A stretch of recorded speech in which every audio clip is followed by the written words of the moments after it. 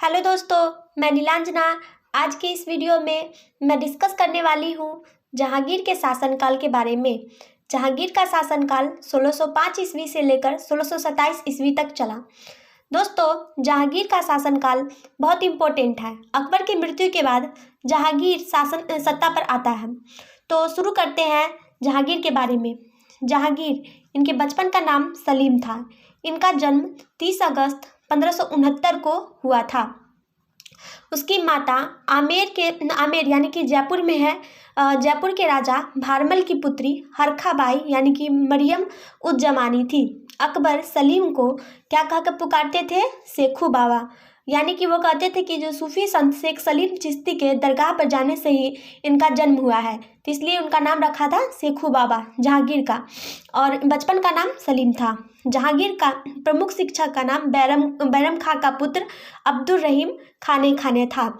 यानी कि जो बैरम खां जो था वो अकबर का संरक्षक था।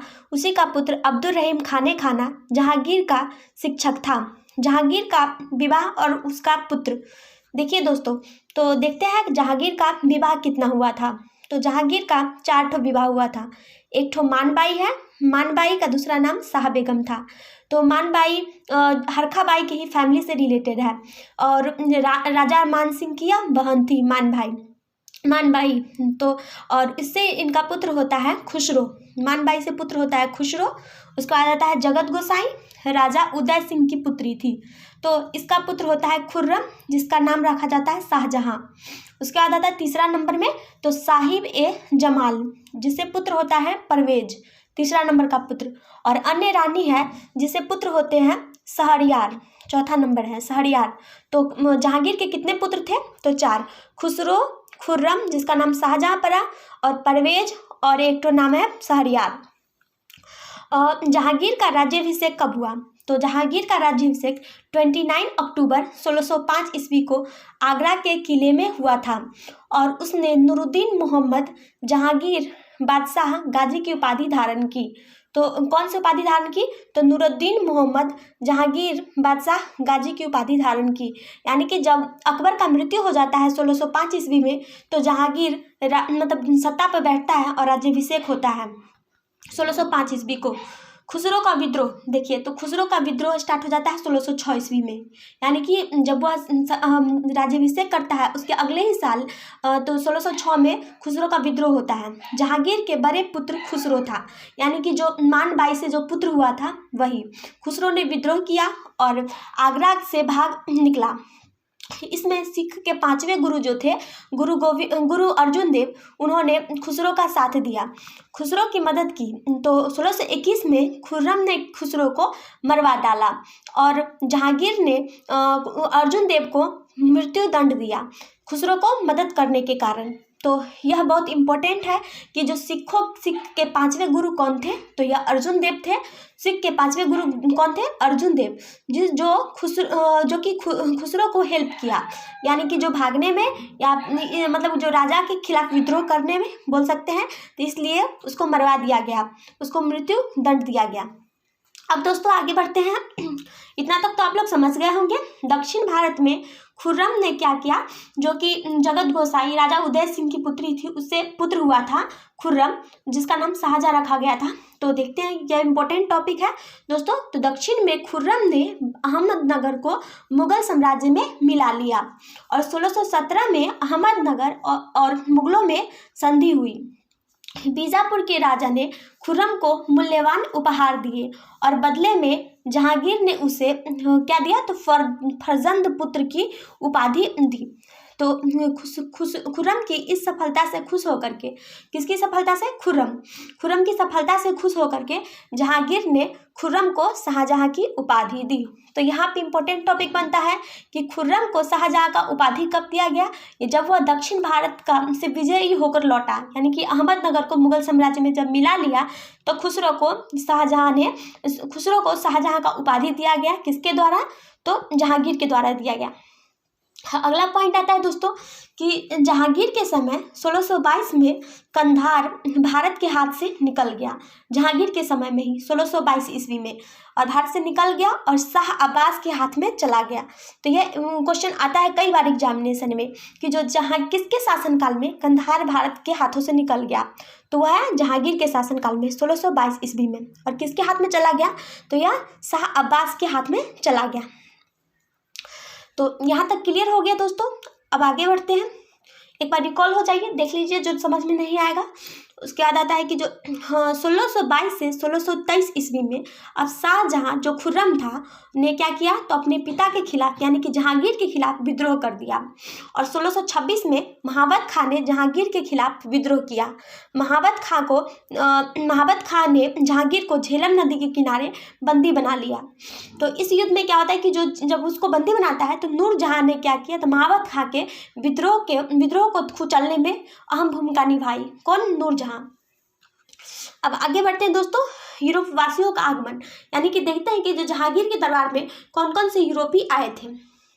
जहांगीर के दरबार में सबसे पहले कौन आए, तो पुर्तगाली आए थे, विलियम हॉकिंस। उसके बाद आता है, यह पुर्तगाली का बात है। उसका अंग्रेज में देख लेते हैं कि अंग्रेज भी व्यापारिक सुविधाओं का फायदा उठाना चाहते थे, यानी कि जब देखे कि जो पुर्तगाली उनको फायदा हो रहा है इससे, तो उनका भी मन हुआ कि जो हम आते हैं यहाँ पे भारत की तरफ रुख करते हैं। तो पहली बार आए थे अंग्रेज भी। तो अंग्रेज भी व्यापारिक सुविधाओं का फायदा उठाना चाहते थे।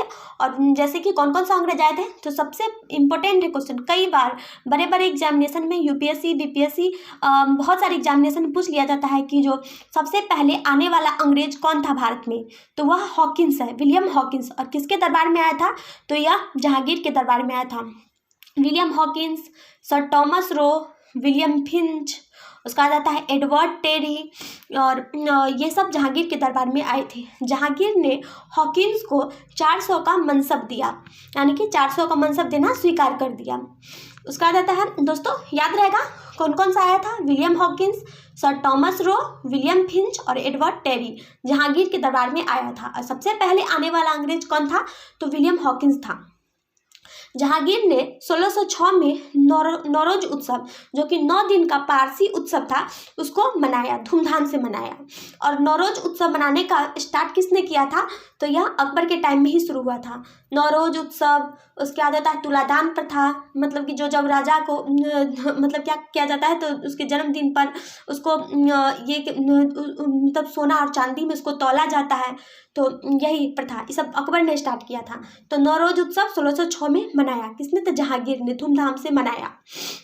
उसके बाद आता है दोस्तों कि जो उसने आगरा के किले से कुछ दूर तक घंटियां लगवाई, यानी कि आगरा के किले से कुछ दूर तक घंटियां लगवाई, जिसमें एक स्वर्ण की जंजीर लगी थी।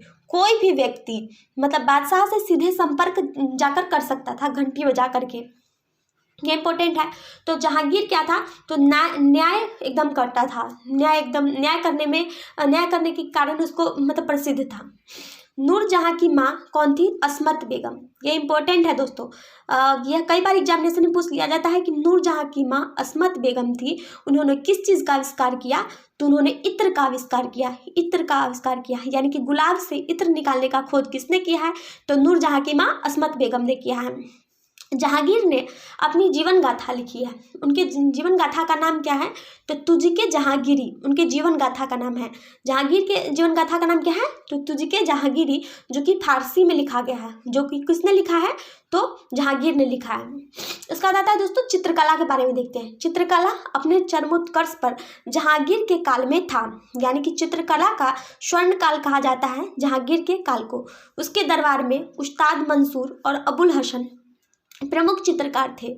अबुल हसन को नादिर उल जमात और उस्ताद मंसूर को नादिर उल असर की उपाधि प्रदान की गई थी। तो यह हाल ही में एग्जामिनेशन में आया है, दरोगा वाला एग्जामिनेशन में, कि उस्ताद मंसूर को कौन सा उपाधि दिया गया था, तो उनको दिया गया था उस्ताद उस्ताद हसन को नादिर उल जमात और उस्ताद मंसूर को दिया गया था नादिर उल असर की उपाधि। याद रहेगा, हसन को नादिर उल जमात और मंसूर को नादिर उल असर की उपाधि। याद करना है दोस्तों, कंफ्यूज नहीं होना है। अब आते हैं स्थापत्य कला की ओर।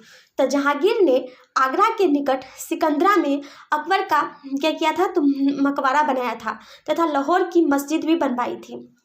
मतलब सिकंदरा में बनवाया था अकबर का मकबरा। कहाँ पे? सिकंदरा में। याद रहेगा, अकबर अपने आप में सिकंदर था, तो सिकंदरा में उसका मकबरा होगा, इसे याद कर लीजिएगा। जहांगीर के काल के अंतिम भाग में साज सज्जा की जराव नक्काशी काम किया गया था, जो कि पितरादुरा बनवाने के चलन शुरू हुए। जो कि पितरादुरा इंपॉर्टेंट है, किसके काल में शुरू हुआ था? जहांगीर के काल में शुरू हुआ था। आगरा में नूरजहां द्वारा, उसके पिता कौन थे? इत्माद-उद-दौला का मकबरा बनाया गया है, जिसमें पितरादुरा का जराव काम किया गया है। दोस्तों, जहांगीर की मृत्यु कब हो जाती है? तो 28 अक्टूबर 1627 को भीमबार नाम के स्थान पे जहांगीर की मृत्यु हो जाती है। और इसको कहाँ पे दफनाया जाता है? तो लाहौर में इसको दफनाया जाता है जहांगीर को।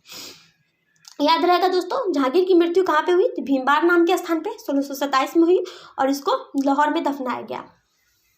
अब थोड़ा सा देख लेते हैं नूरजहां के बारे में। नूरजहां के बचपन का नाम मेहरुनिसा था। क्या था? मेहरुनिसा। 1594 में मेहरुनिसा की शादी अली कुली बेग के साथ संपन्न हुई। अली कुली बेग की मृत्यु मई 1611 में जहांगीर 1611 में हो जाती, अली कुली बेग की मृत्यु हो जाती है। उसके बाद मई 1611 में जहांगीर नूरजहां से विवाह कर लेता है। उसके बाद 1611 में नूरजहां और जहांगीर का विवाह कब होता है? 1611 में। दोस्तों याद रखना है, उसे नूर महल और नूरजहां की उपाधि भी प्रदान करता है नूरजहां को। और धीरे धीरे नूरजहां का क्या होता है? वर्चस्व बढ़ने लगता है वहाँ पे। तो 1613 ईस्वी में नूरजहां को पटमहिसिया बादशाह बेगम के बनवाया गया।